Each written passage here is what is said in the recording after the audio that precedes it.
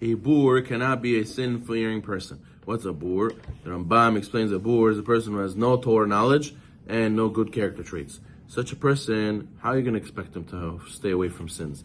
He has no morals. He has very little morals to hold himself back naturally. And on top of that, he has no Torah learning in order to back him up. So therefore, a boor, a person who has neither, cannot be a person who's sin-fearing.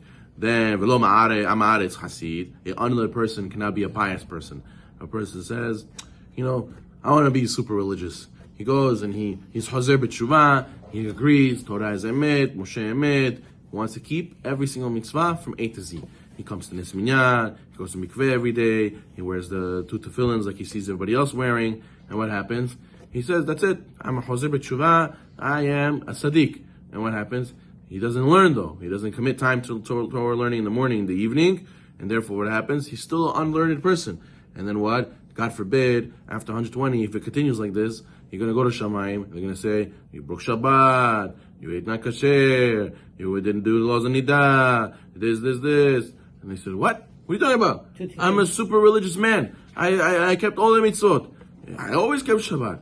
Show me, how did I break Shabbat? He says, yeah, you ripped on the line, the bounty, even not on the line you ripped, or you go and you cooked, you put a soup to heat up on Shabbat, and it's not allowed. And what? What do you mean? That's not called breaking Shabbat. I didn't go to work on Shabbat. No, let us explain to you what it means. Don't do melacha on Shabbat. And since he never learned the laws of Shabbat, he never learned the laws of Kashrut 100%, he never learned the laws of Nidah 100%, what happens? So he never really kept them. But he thought he was, but he really wasn't. So Rav Yonatan Eibish says, there's no way a person keeps Shabbat if he doesn't learn the laws of Shabbat in depth. If you never learn the laws of Shabbat in depth, you for sure are breaking Shabbat every Shabbat, you don't even realize.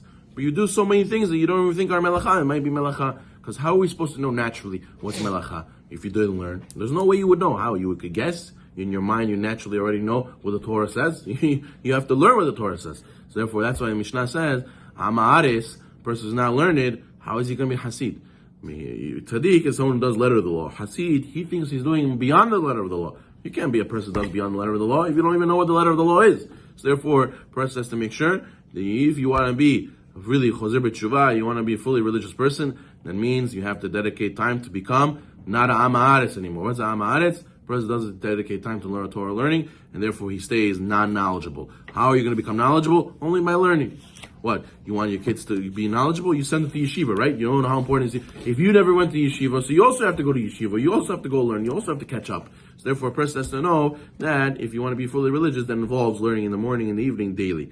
And the person who is the embarrassed type, he's the shy type, bashful type, and there's no way he will become a learned person. Why? Because a lot of times we said, a person wants to learn Torah, sometimes he doesn't understand things. He wants to ask the rabbi, but he's embarrassed. I don't know, I don't want to bother the rabbi, I'm scared, I don't want to raise my hand in the shiur. The person has to know, there's no way you could learn if you're not the type to be asking questions, the type to go and be up front, the type to go and ask, hey rabbi, sorry, can you stop the class 1 minute? Can you explain to me what that means?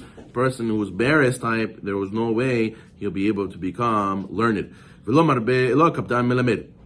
A short-tempered person cannot be a teacher, meaning you have to have patience to be a teacher. All right, Rabbi, I don't understand. Again, 1 time, 2 times. You see from the way he's talking, he still doesn't understand. He's asking questions that don't really make sense. So you have to have patience to deal with him and not get upset. The person says, I explained to you 5 times already. How do you not understand? He gets all worked up. He gets angry. He's you have no brain. What are you asking me again?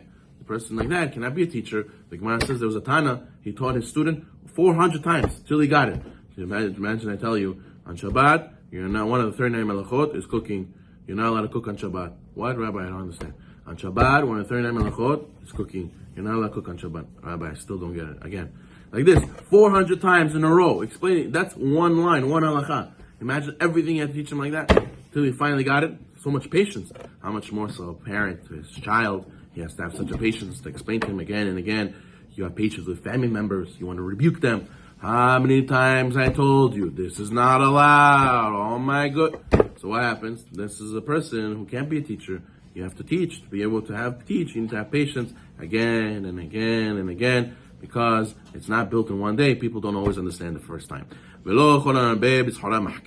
Not everybody who's too involved in business become wise. A person has to know that a person who really wants wisdom, He wants to become a smart person, not necessarily because you put all your efforts and involve super in business, you become wise automatically, especially in Torah. There's no way you'll become a Torah scholar, you'll not become knowledgeable in Torah just because you're shrewd in business. So for a person, even though you're a businessman and you go and you earn a living, you must still dedicate time to, can't be too involved. Some people, even when they come to sit to learn, they don't even really sit to learn. They sit to learn. Rabbi, I'm with you, Rabbi, I'm with you. I'm listening. And he's not even there. He's here, but he's not here. A lot of times we have this problem with relationships. People are not present. They're in a meeting and they're on their phone somewhere else. So they're physically in front of you, but they're not really with you. Say, Rabbi, I'm with you. The guy comes to shiur, he's with Tehillim. He says, what is he saying to the rabbi? Okay, whenever the rabbi says something interesting, then I'll listen. For now, I'm saying Tehillim.